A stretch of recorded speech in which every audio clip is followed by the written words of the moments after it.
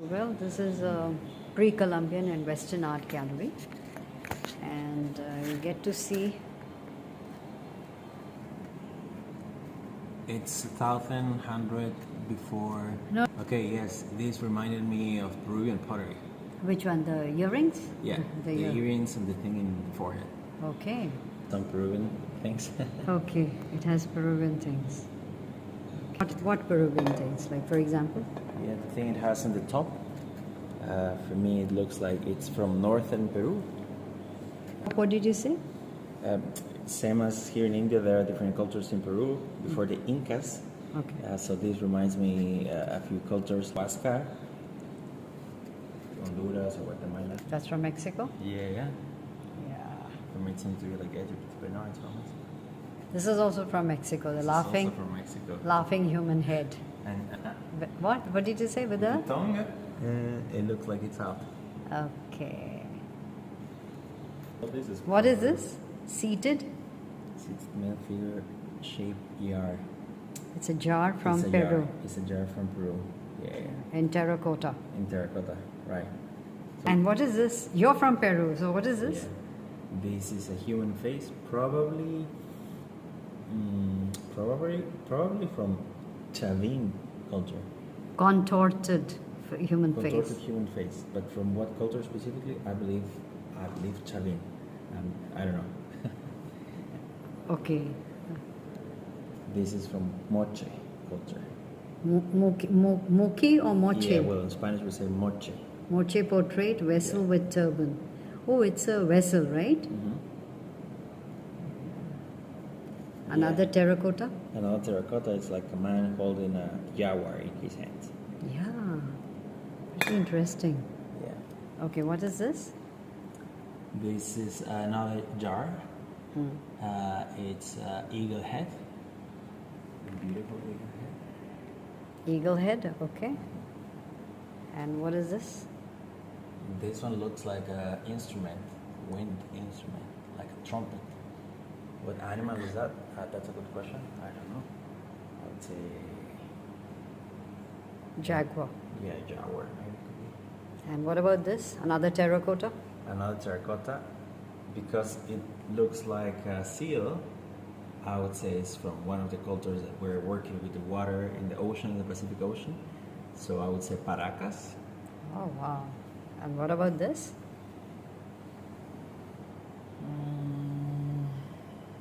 It's hard to say, but it's like another jaguar, maybe cat or something. Stylized cat deity.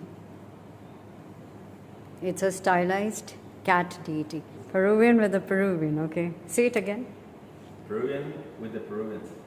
Wow. It's, for me, it's interesting everything, like how this small piece of art becomes art. Standing warrior? Yeah, standing warrior. Great. And look at the nose. Wow. So in Mexico, they, like in the beginning of this tour, the woman was telling about the god of the sun. Yeah. And the different deities. Yeah. For us, they were animals. So in Northern America, in Mexico, it was the eagles. So that's why you see behind, it looks like an eagle, wings. Okay, it looks like an eagle. Behind. So eagle, it's also the snake, and it's the jaguar, like the three animals. Jaguar, eagle and? Eagle and snakes. Okay. So in Northern America is the eagle. Yeah. In Southern America is the condor. It's another bird, a huge bird. Yeah. So this one is a warrior. That's one is a... Is this Peru again? No, this is, I was pointing this because where the maize comes from, because could be between Peru and Mexico. So, yeah, anyways, like for us, maize is super important food. We domesticated the maize over there. In Peru, we have 36 varieties of maize, different colors, different types, and I'm sure in Mexico as well. Visions of corn god have appeared throughout the pre-Columbian civilizations. The earliest representations appear during the early classic Maya, where he is depicted as a young male with a styled maize on the top of the head.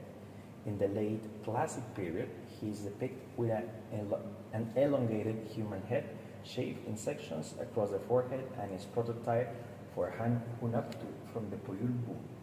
Another form represents him with the style's mace ears coming from the top of the head. This representation continues in the late post-classic period. It was noticed that in Mixtecs and Aztecs, corn god was personified as a female and was known as goddess of corn. So maize has often grown together with? Yeah, it's curious because between Mexico and Peru, we are always fighting where the maize really comes from, but in reality, it's hard to say. So they said it's a combination known as Three Sisters? Yeah, well, the Three Sisters is an agricultural system. It's the corn, which gives structure to the system. Then you have the beans, that the way it grows is basically uses the maize as support. And then you need a squash or different type of pumpkin that with wide leaves, it provides shadow over the soil so that the soil does not get dry so fast. So it's a very interesting mix that we used to do back then. So nutritious combination of protein, carbohydrates and and vitamins. It's also really good for the soil because beans are a leguminous, so it fixes nitrogen from the air to the soil, which is necessary for the corn. And so because the corn does not develop really deep roots, but the other two, beans and squash, they also do not compete for the minerals the plants need. So it's really, really interesting for me. Great. Just read that. Tell me. Yeah.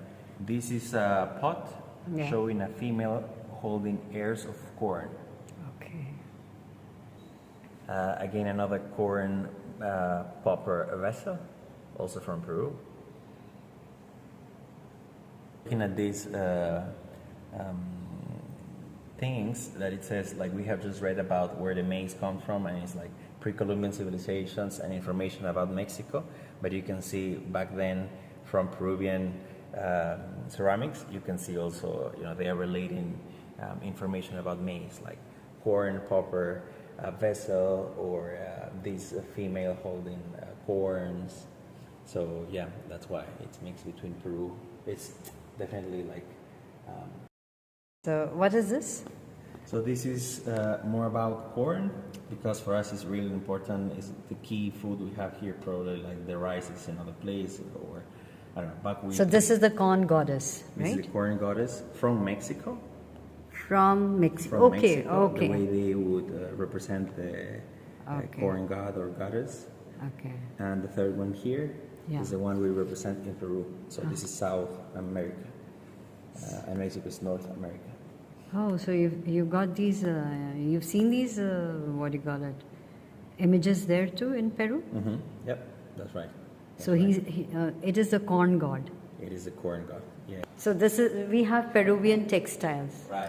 Peru has a long history of textile production that goes back to thousands of years, displaying nearly every weaving technique ever known.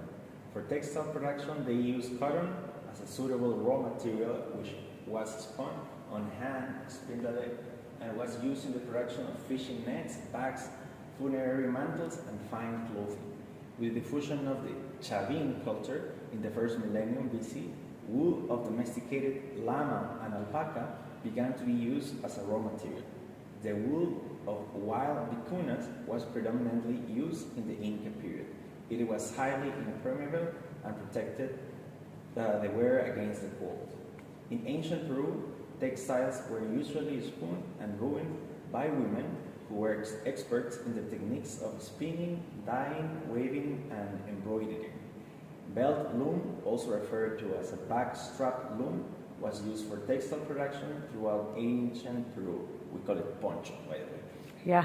Textile was used as clothing, status of living, as well as a sacred fabric to bury their dead. Painted plain wave cotton fabrics mark the beginning of the development of the Chavin style. Majority of textile in this period had fallen in a more or less stylized form, realistic depictions of humans and animals, geometric patterns, chevron patterns, and lines. Paracas, late early horizon, and Nazca, early intermediate period, Nazca from the Nazca lines, are known for their mastery in embroidery, tapestry, and natural dyeing techniques. Another two cultures, Wari and Tiwanaku cultures, master the tapestry technique and are known to have created some of the finest masterpieces using this technique, depicting deities and other cultural observations. The cultures in the late intermediate period, Chimu and Chancay, incorporated elements of flora, fauna, and anthropomorphic motifs. Chimu used bright and vibrant colors, while Chancay used softer colors. The Incas inherited a long and highly developed tradition of textiles, becoming the masters of Andean textile art and used strong geometrical symbols. So you know about all this, Chencas and Incas? There are so many cultures before Incas. So we have these pre-Columbian cultures. Okay. When the Europeans arrived in Peru or in the region, the Incas were in power. But before the Incas were so many cultures, as we have read before. So these are some depictions here? Yeah, this is right. So this is a necklace. Yeah, and for the shape, I would say they are chavin, so it's old. Okay. What about this? This one is tricky. It's showing a snake. It's a snake. I don't know, the animal on the bottom, it looks like a dinosaur to me. Okay. Yeah. But I don't know. True. On the bottom is... I will also take a picture, maybe ask if any of my friends know. I don't know. It really looks like a dinosaur to me. This is beautiful. What is this? This could be Chavin or Paracas. Okay. Paracas, the culture that was close to the Pacific Ocean. They developed a lot of things related to the sea and how to work with animals from the ocean, etc. But they also developed this mastery in textiles, and they implemented a lot of colors as well. So these are abstract designs of animals? Yeah, it's true. Probably these animals are the ones they can. I'm curious if probably we'll see some fish, but we can see some snakes and lizards because close to the ocean for us is a desert. Okay. And what about this? Probably these birds are the condors we're talking about. So these big birds that are like our guts, the guts for the air. Yeah. They represent probably condors. Condors. Yeah, I can recognize this is from Peru because of the patterns of those animals. It's hard to explain exactly what, but I have seen these patterns before, so I could recognize them. They've written from it far. Yeah, from far I could recognize the patterns, and this is how we used to represent cats. Oh, wow. Okay. Wait, Mexico what? They celebrate what? Yeah, in Mexico it's super popular, like the 1st of November. Yeah. They have this celebration. It's called the Day of the Dead. Okay. It's a super important day when supposedly the dead people come to the living earth and they can spend the day with their families and so on and so forth. They have even developed some movies like Coco, for example, that refers to this topic. But it's, yeah. So this is a paper mache showing a... Yeah, this is a skull and... Decorated with flowers with so many colors skull. Because it's a really like it's a festival. It's like a celebration when people can host their past relatives at home, and they even put food on the table and they put their best clothes. It's like a celebration. So yeah, it's called the Day of the Dead, but it's a festival to celebrate the dead. Looks like Halloween, right? It looks like Halloween. Halloween is celebrated in more Western countries, like the previous day, the 31st of October, and the next day, the Day of the Dead. But yeah, in Mexico. So it's something like a Halloween, right? No. It's not really. It's not really Halloween. Okay. It's a really different celebration. So this is to celebrate the Day of the Dead. This is to celebrate the Day of the Dead. And for Mexican people, it's when the dead people come to visit their living relatives, and they could spend the day with them, they put the best clothes, they fill the table with delicious food, Okay. etc., etc. Wow, never knew this. Yeah, it's very, very nice. Wow, as well. This is what? This is just by the patterns Yeah. in this crown. This is Chimu culture. It's Chimu. Chimu culture is also in the coast, but northern Peru, and they were very much into gold. But you can see closer, like those images in the center. Yeah. They're like, it's like the Inti, like the god of the sun. It's called Inti. And the different cultures, they represent the god of the sun in different ways. Chimu represented the god of the sun this way, like a half sun coming from the head Yeah. of the person. True. Yeah, This is it looks like bracelet. a bracelet. Yeah, it's also made of gold. And it's the same culture, Chimu. Chimu. But this has human faces, not Yeah. not the sun. But it represents the god of the sun. Okay. Okay, God of Sun is depicted as a human face, right? Yeah, correct. Inti. So, which is the culture you said? Chimu. Chimu. Yeah. And maybe I will explain. Exactly. So it's for something us, like a it's sun. Inti. It's called Inti. For you, it's Saria. Sun God. No, but the name is Surya. Surya. Okay, it's like It's Surya. like Surya. For us, it's Inti. Inti. Inti. Okay. So that's a bracelet and that is a crown. So this also Peruvian. These are bands. Right. Yeah, it's hard to say what culture exactly is. Different from This is some animal right here. yeah, could be llamas, could be alpacas. And that's an Could be abstract Peruvian. design on top. Yeah, could be cats. Could be cats. Wow. Okay, great. Nice to have a Peruvian with me, Diego. Diego, right? Yeah. Wow. So this I'm is going from to take a Peru as picture as well. well. So what is this? Wow, I'm impressed for the things you have. Really? Yeah, really. So what is this, the second one? The second one is definitely it represents it's gold. It represents Inti, so the son of the god. It's hard to tell you from where exactly culture wise. It's a plaque with high priest figure, this Right. written. Okay, and the top one? Which one? What The number? first one. First one. Embossed with figure of high priest again. Yes. But I can see two animals on the side. Yeah. Could be like they are lizards. So because of that, I would say could be paracas. That it's close to the Pacific Ocean, and this culture developed in the desert, and there are many lizards over there. So yeah, could be paracas. Definitely paracas. You can see. I actually don't know what's the name of this bird in English. Anyways, it's a bird that has like Pelican. pelican. That's It's right. written there. Oh, okay. Yeah. It's a pelican.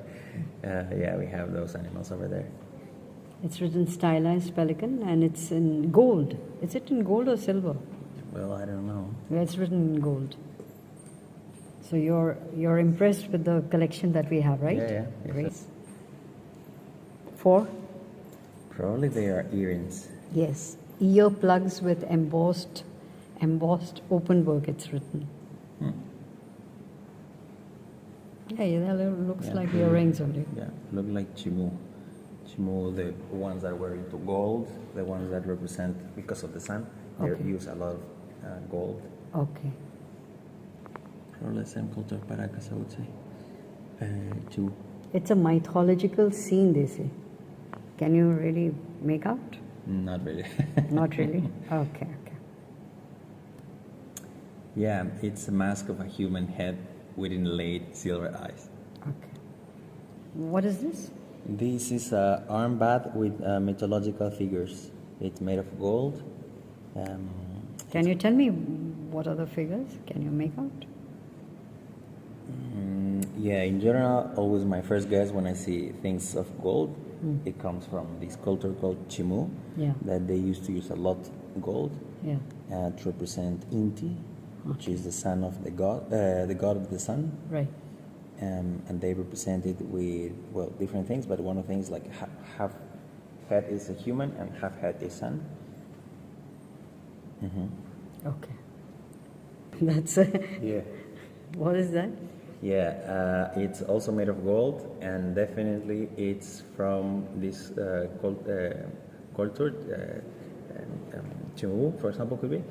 It's an earplug. So yeah, people used to use these big things. For a earplug, it is too big. Show me, show me. Right here. Right here. Oh my God. That big a ear thing.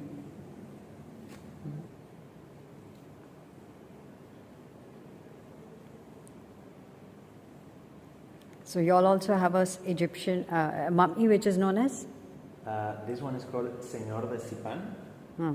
And when you Google it, you will see that they found it like basically everything was made of gold.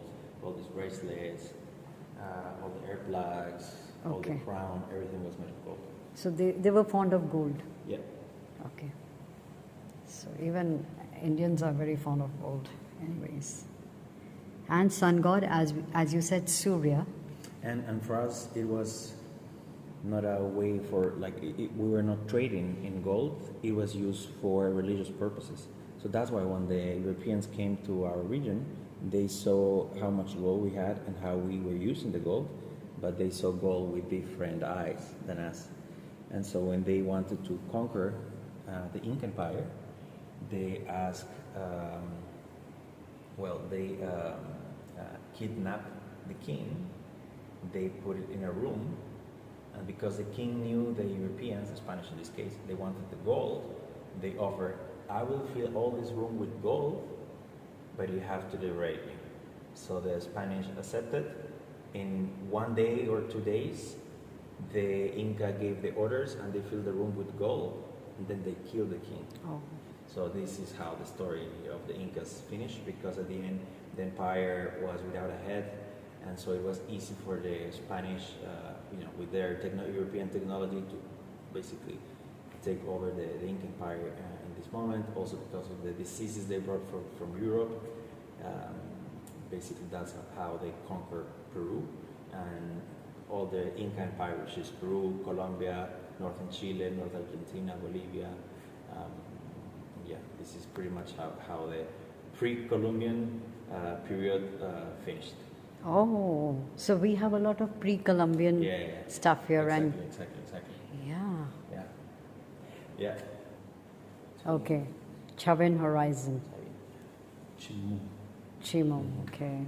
Chimu is the one with the gold. Yeah. Chavin is the one. I mentioned you another one, Paracas. Okay. Paracas is the one that was close to the Pacific Ocean. Okay. So this is way back, the first millennium BCE. It's that old. So even you are absolutely impressed with the gallery, which showcases a range of gold, silver objects from Inca and Chimu culture, such as crown, plaques, discs, masks, cups, beakers, and jewelry. Right? Yeah, it's really good rusk of Peruvian culture. Okay. So you're okay. Yeah, I'm extremely surprised that I found this part of the museum about Peruvian things, and being Peruvian, it was super exciting, and I could share a little bit with you about the different cultures, that they are diverse and rich, same as different cultures here in India. Thank you. Thank you. Thank you.